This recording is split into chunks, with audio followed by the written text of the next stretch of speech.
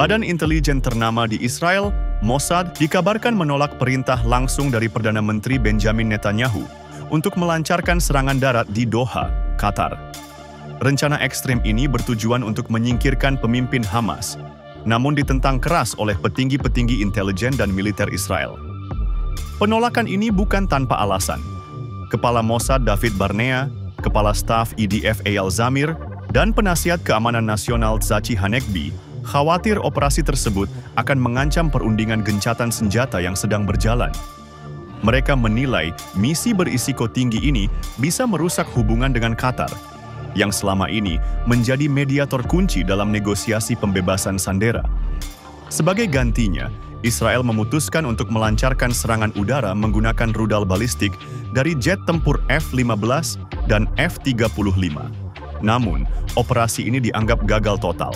Hamas mengonfirmasi bahwa target utama, Khalil Al-Haya, selamat dari serangan tersebut. Meskipun gagal, serangan udara ini tetap memicu kecaman keras dari pemerintah Qatar. Insiden ini makin menunjukkan keretakan di antara para pemimpin Israel terkait pendekatan yang harus diambil dalam perang melawan Hamas.